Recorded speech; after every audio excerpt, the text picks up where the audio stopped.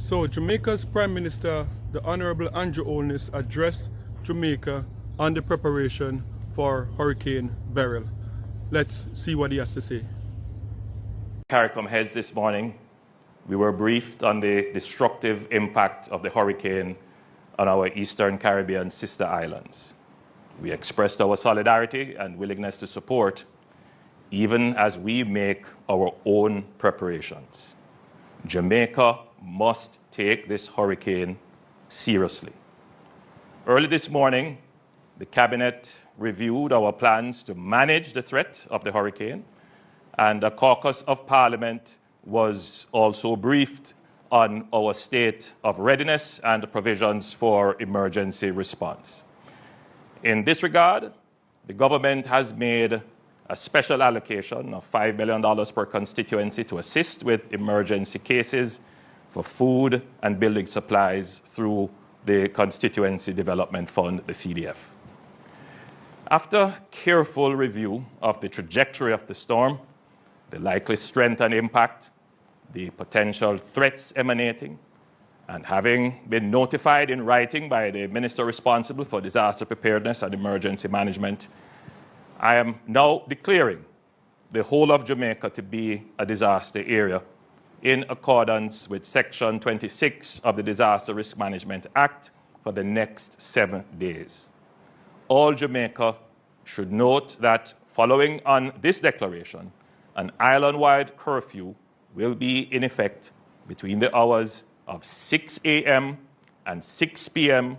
tomorrow, Wednesday, the 3rd of July, 2024. This is to ensure the safety of everyone during the passage of the storm and prevent any movement with the intent to carry out criminal activity. An evacuation order on the direction of authorized officers is also in effect for flood-prone and landslide-prone areas, areas at or below sea level, and areas at or close to gullies or waterways. We urge all Jamaicans to comply with notices to evacuate if and when they are issued. However, even without the issuance of notice, if you live in a low-lying area and an area is historically prone to flooding and landslide, or if you live on the banks of a river or a gully, I implore you to evacuate to a shelter or to safer ground. The Minister with responsibility for commerce will also make an order under Section 8 of the Trade Act to prevent price gouging of essential goods during a period of disaster. The Minister of Transport has also made arrangements with the operators of the east-west and north-south toll highways to give free access to the toll road between the hours of 6 p.m. and midnight today, July 2nd, 2024. This is to ensure that all Jamaicans who are currently on the road are able to get home safely and conveniently. The details of the various orders will be gazetted, published in our media, and posted on various government websites. The situation, as you can imagine, is dynamic, and the government continues to monitor developments and will provide regular updates. The entire government and all relevant personnel are in a state of readiness to manage the disaster. ODPEM is leading the National Disaster Response. The National Emergency Operations Center, the NEOC, has been activated, and all relevant agencies are on high alert. Now, as we brace for the potential impacts of Hurricane Beryl, we also need our Jamaican household, our Jamaican family, you, to be prepared. It is imperative that we remain calm. Now is not a time for panic. Now, here are some very important steps that each of us should take to ensure our safety and the safety of our loved ones. First thing, stay informed. Regularly check reliable sources of information, getting your updates on the progress of the hurricane, tune into your local news stations, listen to the radio, and follow official social media channels such as the Jamaica Information Service for the latest information. The Met Service and the Office of Disaster Preparedness and Emergency Management will provide timely updates.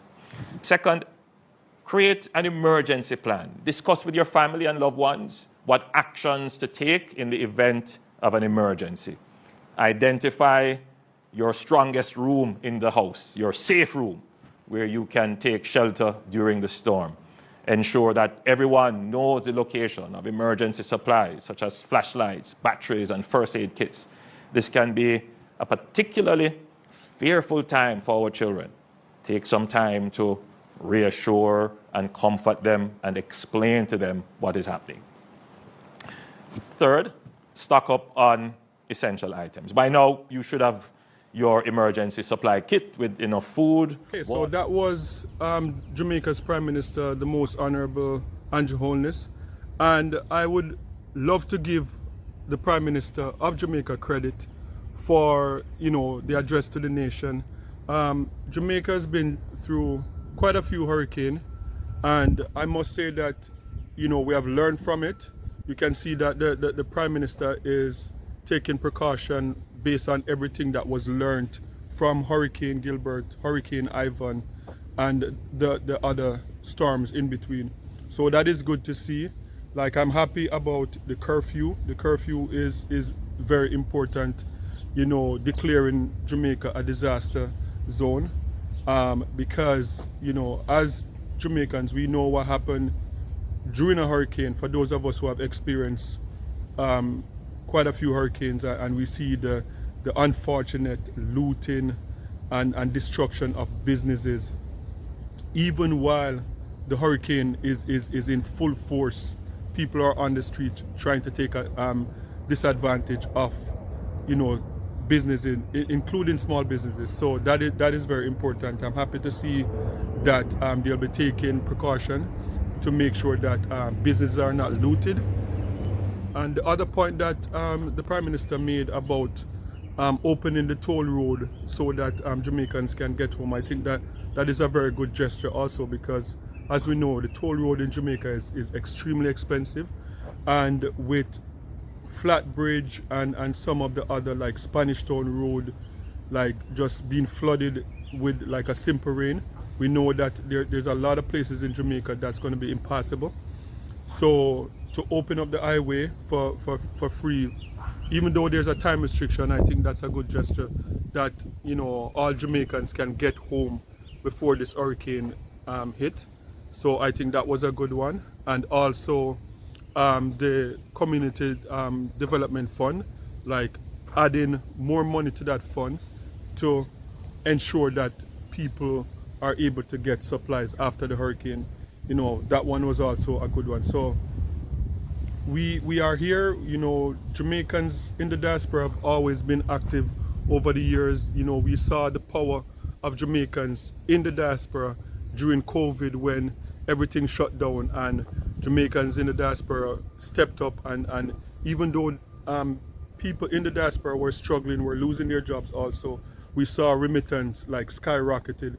So Jamaicans in the diaspora were always ready, and I ensure you that we are as ready as ever. We are waiting to be there for the recovery, and my prayer is that it's not as devastated as we think that it's going to be, that it will go down to like a category 3 or category 2, and that it will not be as devastated. And some of the lessons that we have learned from Gilbert and Ivan, I would say like maybe about 30% of Jamaica now we have concrete roof and stuff like that. So those are some of the lessons learned, and I know that Jamaicans, as I said, in the diaspora, we are praying for Jamaica, and we are waiting to help with the recovery.